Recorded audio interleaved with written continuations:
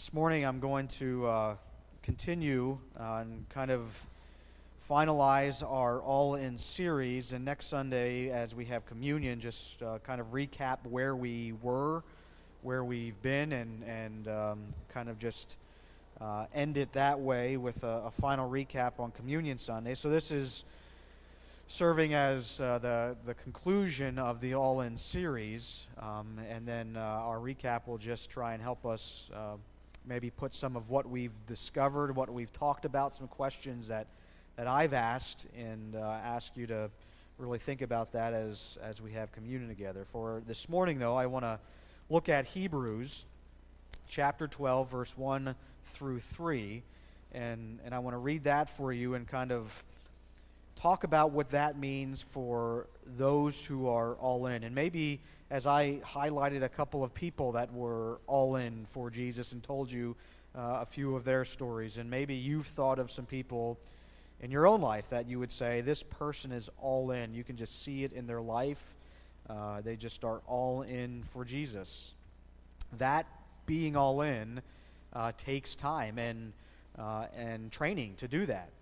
And so Paul, the author of Hebrews, is kind of using the same language that Paul uses in some of his letters about running a race, about training, about athletic sports and things like that, and the kind of discipline that goes into that. And so I want to get us thinking that way this morning first. This idea of training, this idea of getting ready to do something or for something, and maybe you've not done this in a while, I don't know. How many of you have ever trained for something? You've played a sport and you've trained. If you played an instrument, you've had to do training. If you did something with Boy Scouts, Girl Scouts, usually there was some training that took place in that to get you prepared for something. So most of us probably have done training. Anybody ever train or are training now for like a marathon? John, no? Okay. I'm not either. My friend Matt Hill, he's at the Reamstown Church. He's training to do a marathon. I don't know why you want to run that long just to run. It doesn't make any sense to me, but there's training involved in just running. If you want to get in better shape, lots of people are running. Where there's 5Ks, everybody's doing a 5K. Every organization does. We do the CareNet 5K and support that. They're huge now because lots of people want to run. They want to train. They want to get in better shape. I did a Spartan race.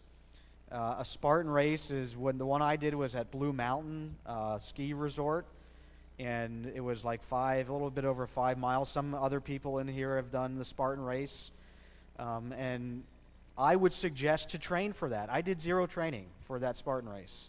I almost died. You would think I'm kidding. I almost died doing that race. I don't know why I didn't train for it. I was pretty new here at Grace Church. And I felt like I had to do it because these other people were doing it, and I was like, oh, I guess I'm the pastor, I should do this. I didn't do any training for it, and it was a disaster. It was agony after that.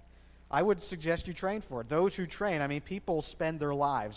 They rank these. This is like, I don't know if it's worldwide, at least nationally, people are ranked doing a Spartan race, which is really just, I mean, you don't need to make tons of obstacles during this Spartan race. There are various obstacles that you have to climb over, swim through, go underneath. I had to throw a javelin at something. I had to pull this weighted bag up to the top and drop it, and you had to carry a sandbag and stuff down and back up. And really on a ski mountain, you don't need all that stuff. Like 2.5 miles up a mountain is hard enough, but you have all these obstacles and stuff like that. So that takes a little bit more training. You might do something like this. Anybody ever run with like a parachute? I mean, people do this.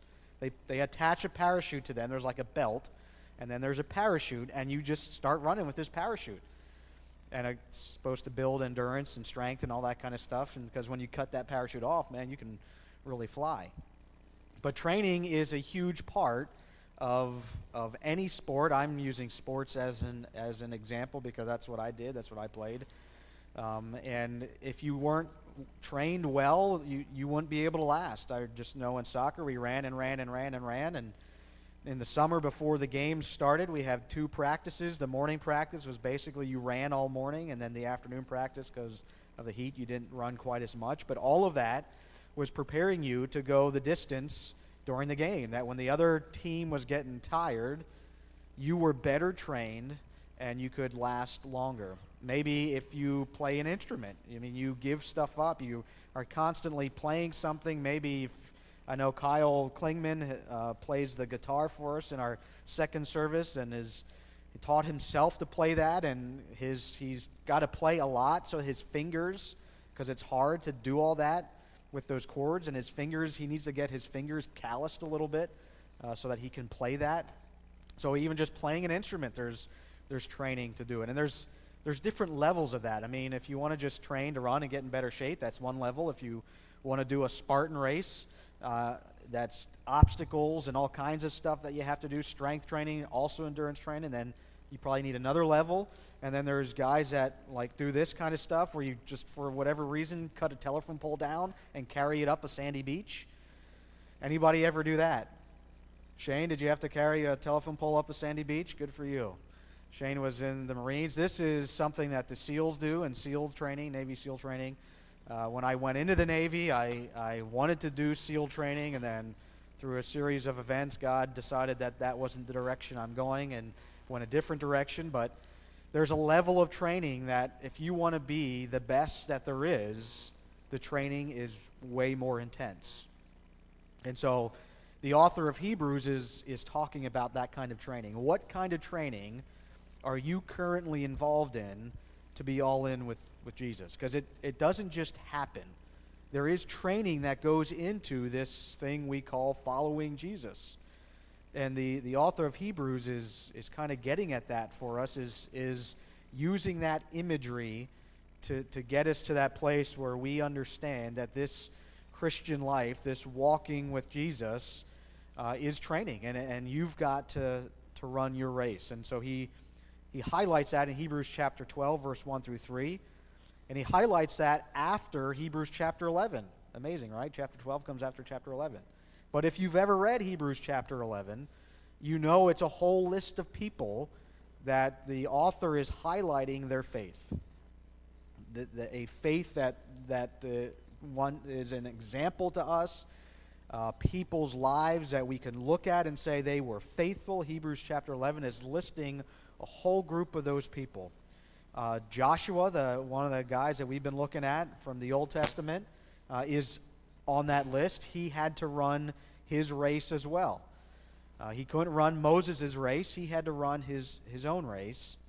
And his faith in doing that is listed and is used as an example in our author's kind of note on people of faith as he gets ready to talk to whoever he's writing this letter to, a bunch of primarily probably Jewish Christians, people who have a lot of Old Testament background, and highlights a lot of those Old Testament believers, and gets ready for chapter 12, where he now encourages the people he's writing to. He says, therefore, so since I have said everything, and it's really chapter 10, verse 19 time frame is like the beginning of that section and ends here at the end of chapter 11. Having said all that stuff and given you all those examples of those people of faith, therefore, since we are surrounded by such a great cloud of witnesses, let us throw off everything that hinders and the sin that so easily entangles, and let us run with perseverance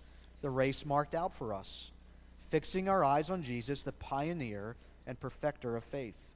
For the joy set before him, he endured the cross, scorning its shame, and sat down at the right hand of the throne of God. Consider him who endured such opposition from sinners, so that you will not grow weary and lose heart.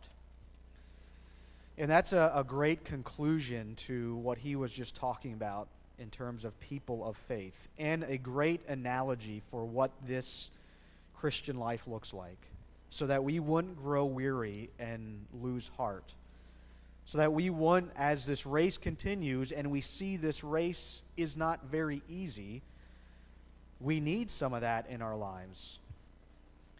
And so we all know, and you are on that race, and I am running this race. We're all running our own races, and all of us should be training, and some of us are at different levels of that training. We're at different places of that training. And the author of this letter is trying to get the readers to understand that you need to start running your race.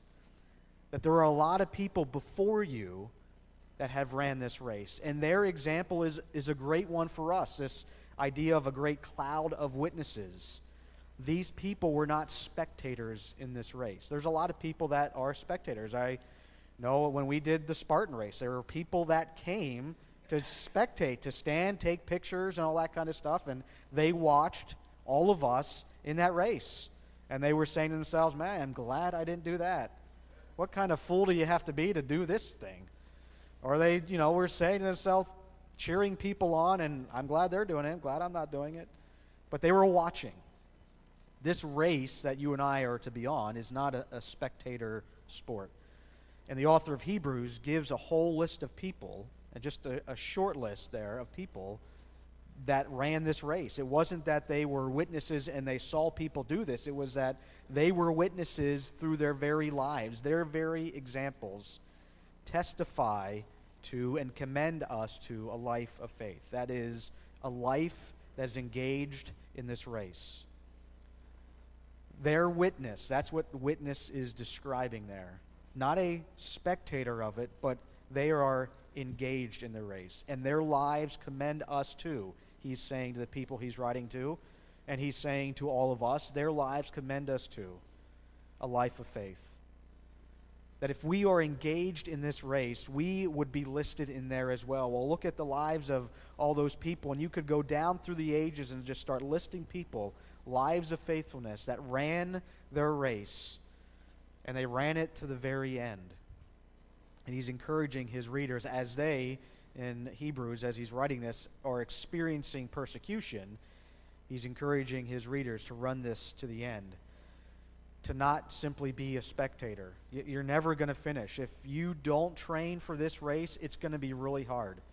The Spartan race was really hard. I did 0 training for it, and it was tough to get through. And I kept going through it because I was with some guys. I'm like, I can't drop out of this thing. What are they going to think about me? I've just got to this church. So I just kept going. Though I almost died, I just kept going. And they were going to have to drag me off that place. I wasn't going to not finish. Being engaged in this race is more than just being a spectator. And in fact, that word witness, as time went on, and in the Greek, that word became connected directly to the word martyr.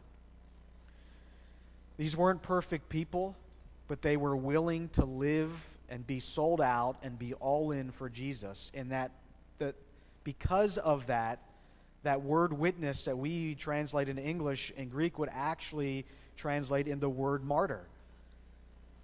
Somebody who is so all in for Jesus at the point where they can say either you reject him or if you confess him, you lose your life. To be a witness, to be a martyr, was to say, I will not reject him.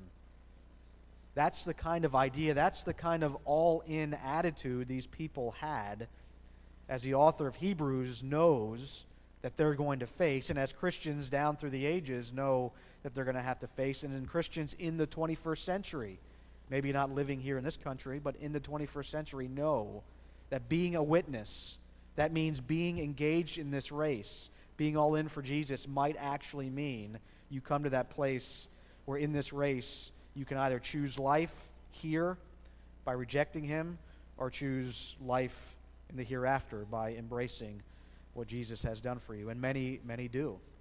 This list of people being engaged in this race, not being a spectator, you don't have to be perfect to do that. If you read through the list of people in Hebrews chapter 11, if you read through the Bible and you see the people's lives in the Bible, you cannot conclude from reading that these people were perfect, that these people somehow are on some other spiritual plane than what we are, because they're not. They've done a lot of bad stuff. They've done a lot of dumb things. They've said they've loved God, in the same breath they've turned away from God. Look at all the disciples. At the end, they weren't even there with Jesus at the cross. We were looking at Joshua, and Joshua had his own struggles and problems. Joshua had to run his race. He couldn't run Moses' race. The author of Hebrews says, let us. He says, therefore, since we are surrounded by such a great cloud of witnesses, we are surrounded by people who ran this race, who were engaged in this race. He says, let us. He's talking to everybody reading this letter to the Hebrews, and he's talking to every single one of us. Let us, that means you and me, be engaged in this race. And you don't have to be perfect. If we see Joshua's life, Joshua had to be engaged in this race. He couldn't run off of Moses' race. Moses ran his race, and he finished that race. And Moses couldn't even enter the promised land that he was working towards his whole life because of his disobedience to God. And yet Moses is held up as like this standard of spirituality that seems like none of us could ever reach Moses' spirituality, and yet he couldn't even do something because he disobeyed God, because he had fallen short, because he's just like you and me. And Joshua the same way. Joshua had to get over the fact that he didn't have to be Moses. He was living in Moses' shadow, and that terrified him. And I think the evidence of that is if you read chapter 1 of Joshua, and I'm in verse 5, it says, no one will be able to stand against you all the days of your life. This is what God is saying to Joshua. As I was with Moses, God says, so I will be with you. I will never leave you nor forsake you. Be strong and courageous. That phrase is repeated very often in the book of Joshua. Be strong and courageous. And God is usually telling that to Joshua, because you will lead these people to inherit the land I swore to their ancestors to give them. I think that is being said over and over again because Joshua is struggling with his own ability, living in the shadow of Moses. And even when something bad happens, remember I read that story to you when they were supposed to attack this city called Ai, and they were defeated by an inferior force, and Joshua fell down at his face at the Ark of the Covenant where God's presence was. He went to God and he was like, it would have been better for us never to walk across that Jordan River. We should have just stayed on the other side. He was ready to turn back. He was ready to just say, okay, God, we can't do it. Let's just go back there where we're safe and we're happy and it's okay and we're comfortable. And yet the author of Hebrews lists Joshua as one of those of great faith. By faith, the walls of Jericho fell after the army had marched around them for 7 days. And by faith, the prostitute Rahab, remember that story if you've read through Joshua, because she welcomed the spies, was not killed with those who were disobedient. The author is saying that it's not that you have to be perfect to do this. And your race isn't going to be perfect either, and it doesn't have to be. To be all in with Jesus doesn't mean you never mess up. Doesn't mean you never do dumb things or disobey him or fall short or sin against him or go back to those other things. Or maybe you in your life get to that point where maybe it would have been better if I would have just stayed back there. Running the race doesn't mean you don't deal with any of that. Running the race is you keep going even though all that is there. You keep going even though somebody has attached a parachute to you and you are trying to run and it feels really hard to run, you keep running. We have to run our race. You have to be engaged in this race. Somebody can't run it for you. You've got to be engaged. And it's not like you have to be perfect in this race. Sometimes you need a break. Sometimes you just mess up. Sometimes it's really hard to get up in the morning and take that jog. Now, some of you probably aren't doing that, but you get what I'm saying there. Sometimes it's really hard just to spend that time with Jesus, just to crack open that Bible again, just to talk to him, just to make time for him, just to decide, you know what, I'm really struggling with my family member, but I'm all in with Jesus, so I got to try and treat this person the way Jesus would have me treat them. Are you watching the race or are you in this race? That's what the author of Hebrews wants to ask the people that are reading this. That's what I think he's asking to us. Because you can watch this race. You can come here on a Sunday morning and be a spectator and watch it. The race really happens when you walk out that door. When you go out of this place, that's when the race really begins. This is part of the training. This is trying to help us to get ready to run that race. This isn't the race. This is part of the training for this race. And some of you train well with it, some of you not as well. But to run this race, what we're going to need is endurance and perseverance. So my not training for the Spartan race was a bad idea. I had very little endurance. I had perseverance because I was actually running this race with somebody else. That's what actually got me through it. It wasn't that I was prepared and well trained. It was that I decided to persevere because I was running it with somebody. That's what the church is. That's what Grace Church is. That's when we say church family means you're not running this race by yourself. Because it's really hard to run this race by yourself. It's really hard to endure, and it's really hard to persevere when you're by yourself. If you're just spectating, it's going to be really hard to finish well. It's going to be really hard to finish at all. And maybe you know some people that have given up on this race. And some of those people have given up on this race because they haven't fixed their eyes on the place they're supposed to fix it.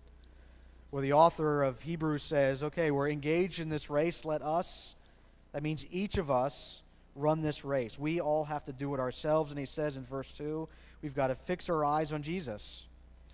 And why do we have to do that? Well, you have to go back to verse 1. We've got to fix our eyes on Jesus because there are some things that we have to throw off that hinder us. He says, let us throw off everything that hinders and the sin that so easily entangles. Because that's going to happen during this race. We saw it in Joshua's life, and if you know any other story in the Bible, you've seen it in every other single person's life. Things that entangle them, things that ensnare them, things that hinder them, and sin that keeps them from running well. There is actually a differentiation between these. It's not saying the same thing. When the author says, throw off everything that hinders and the sin that so easily entangles, he's talking about two different things there, actually. Because you and I can throw off something that hinders us.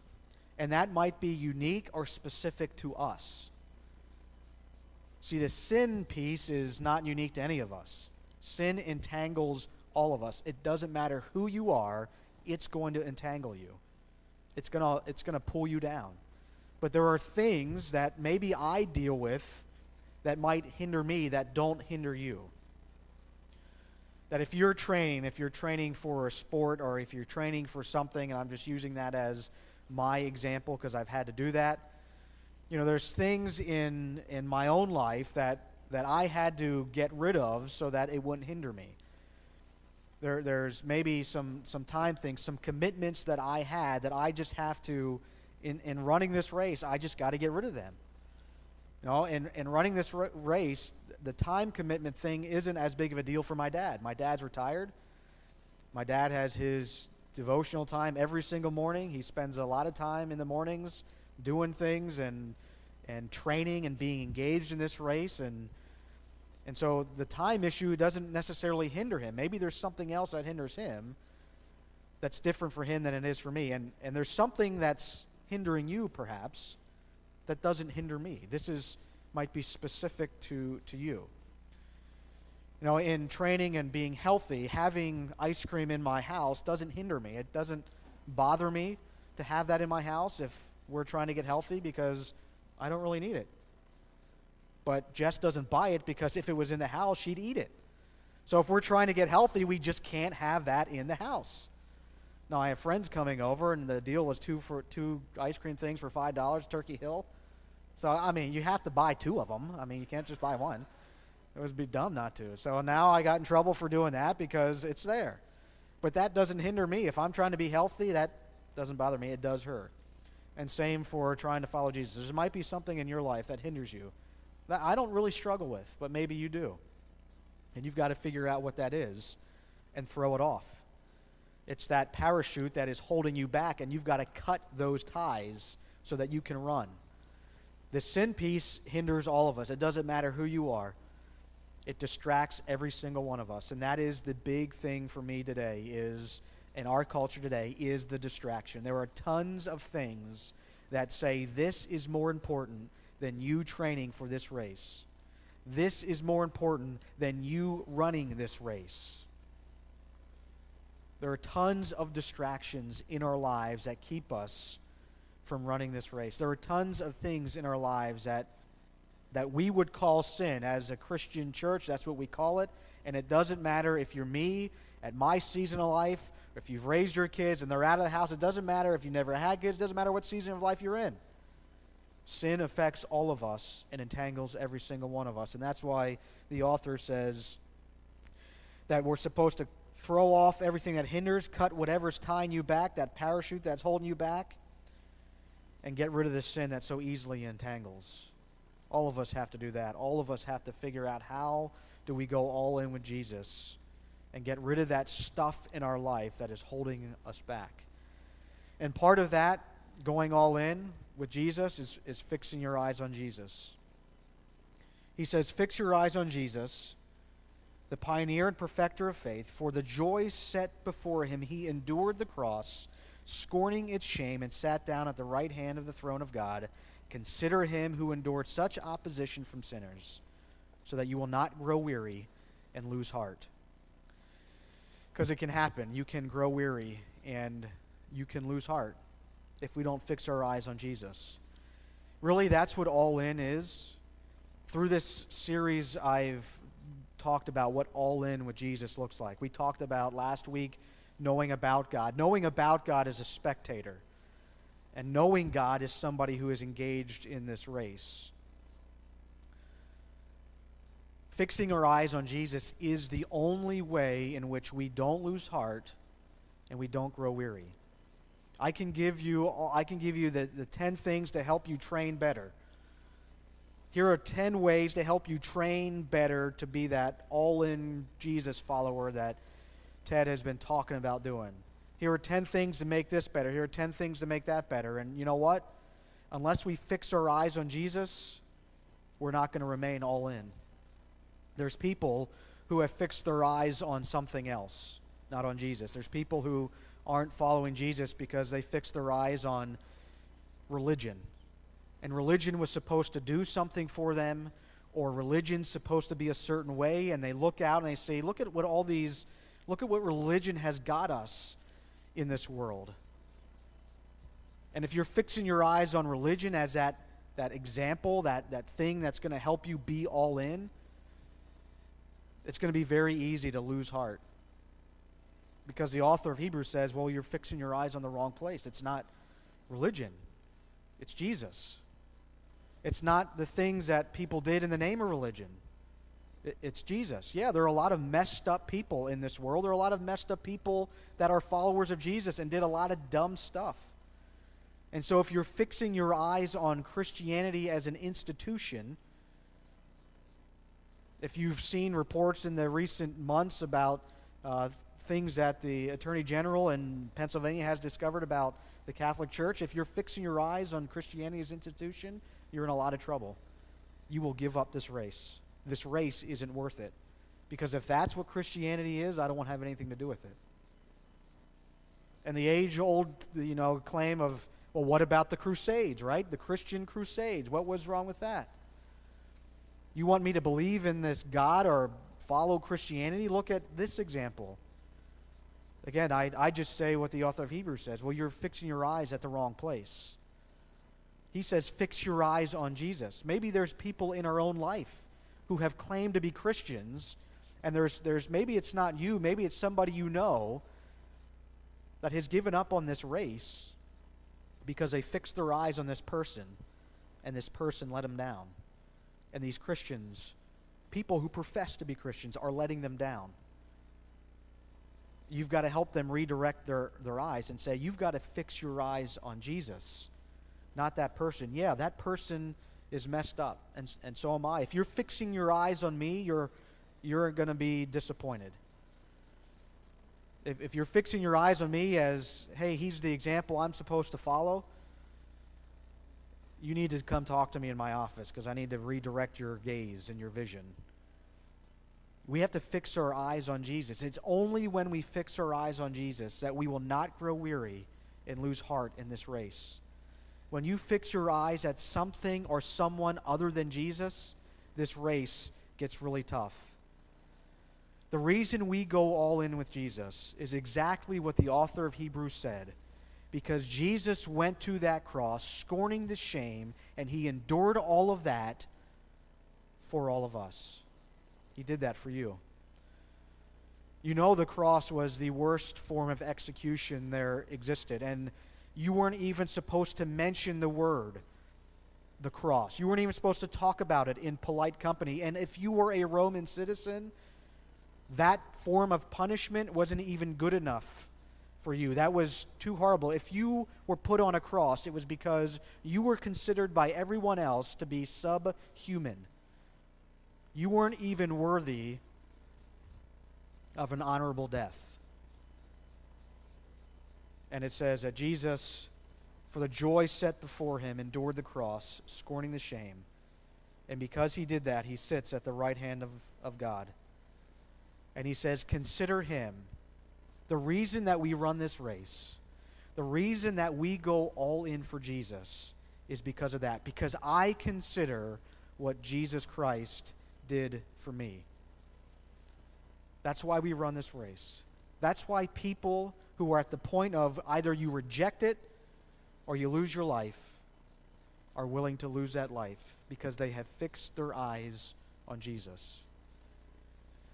If you want to be all in with Jesus, then you've got to fix your eyes on him. The reason that we run this race, the reason that I decided to go in the ministry, the reason why you get up every morning on a Sunday and maybe you come here or you're involved in the church, or the reason you decide that I'm going to talk to my spouse in this particular way, I'm going to treat my kids this way, that difficult family member, I'm going to handle this way, that coworker that's really giving me a problem, I'm going to handle it this way. This neighbor that's really an issue, I'm going to handle it this way. The reason you decide to live that way is because of what Jesus has done for you. And if you want to finish this race and finish it well, it's because you fixed your eyes on Jesus. Not the people claiming to represent him, not the church, not Christianity as an institution, not religion, and it's good to have religion in your life because they teach you good moral values and things like that. That's not going to help you finish the race. Fixing your eyes on Jesus is what gets you to the end of the race. Consider him who was willing to be considered subhuman and go to that cross. While we were yet sinners, Christ died for us. This race that we're on isn't a spectator sport. It's got to be more than Sunday morning. It's time to go forward and not turn back. It's time to cut those strings on that parachute that's holding you back. Those things that hinder you, it's time to cut that. That sin that's there, it's time to get rid of that. And it's time to stop looking back across the Jordan and say, it would have been better if we stayed back there, and start looking forward. Fixing your eyes on Jesus and running this race. And when you walk out those doors, you're engaged in that race. This is a piece of the training. And now when I'm dealing with people, when I'm dealing with my family, when I'm sitting by myself at home, when I've got these thoughts, when I've got stuff going on, I'm fully engaged in this race. Here's a question that I want to ask you and leave you with this morning. To challenge us to see where we're at, to take that evaluation, to say, all right, we've got to walk out in that race. When you leave these doors, you're going to be in the Spartan race. Maybe fewer obstacles, or maybe bigger obstacles than just climbing over a wall. I mean, we can do that, but there might be some obstacles in your life that seem like it's a mountain. It's not a wall, it's a mountain. Fixing our eyes on Jesus helps us get across and over top into the other side of that mountain. So here's a question I want to ask you. This is out of the series that we've been doing as life groups. the All In series. And he asked this question. I thought it was a good one for all of us to think about. If someone followed you with a video camera for a month and recorded everything you said and filmed everything you did, what do you think they would say about your life? So if someone follows you around for a month and everything you say and everything you do is caught on this video. Now that's scary, isn't it? I don't know if I want somebody to follow me around that long either. But what does it say about our life? Does it say that we are fully engaged in this race, or are we just watchers? You know, I watch them, I video them going to church, I video them open their Bible, I video them doing this and doing that. But when they talk to their spouse, something's not connecting. It seems to, when they're dealing with their kids, when that neighbor's outside, when they're sitting in home or driving their car and I hear them saying some things, or I'm watching them do something, it doesn't seem like they're engaged in that race. What would people say about your life if someone followed you around for a month? Now remember, they're going to see imperfect people. If someone has a video camera, guess what? When they would follow Ted around, they would see an imperfect guy. You could easily conclude that after a month of video. But do they see Ted fully engaged in that race? Yeah, we can conclude that he is imperfect, but one thing we can conclude as well is he is engaged. He is in this race. He trains for it, and he tries to run it. He doesn't always do the greatest job, but he's in it, and he's trying to run it. What would somebody say about your life as well? It's time to go all in and not turn back. It's time to get beyond the Jordan and look ahead into that promised land and say, God, there is so much more out there for me that you want. I need to fix my eyes on Jesus, who, by the joy set before him, endured the scorn and the shame of the cross. And because he gave his all, we can be all in with him. Let's pray. God, thank you for this letter to the Hebrews that just gives us some insight into the kind of people who were all in for you. And we know those people weren't perfect. But we can see from their lives that they were fully engaged in this race. Lord, I pray that you would help us as we at times would maybe get weary and sometimes, Lord, get discouraged and maybe start losing heart, Lord. I pray that we would fix our eyes on Jesus and see all that Jesus gave. Jesus gave all of himself for us. And may that truth, may that reality help us to keep running this race, Lord. Lord, I pray if somebody in here this morning has been struggling in this race, I pray that they would fix their eyes on you, Lord, and be reminded of all that Jesus gave for us and all that Jesus promises to us. Lord, and it's not that we give up on this race, but in the midst of these difficulties, in the midst of these trials, we just say we're going to keep going. It's hard, but I'm going to keep running. I'm not sure if I'm going to make it to the end, but I'm going to try.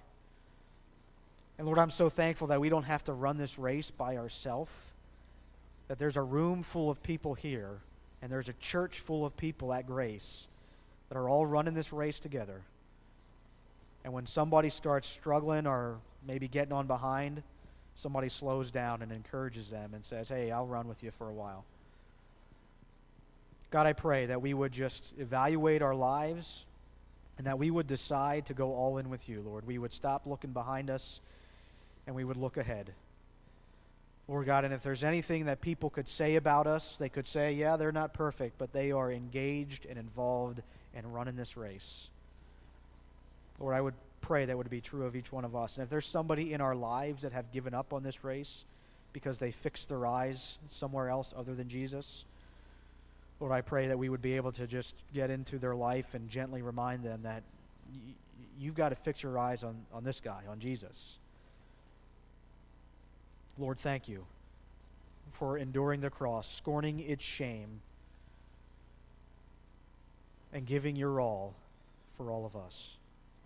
We pray it in Jesus' name. Amen.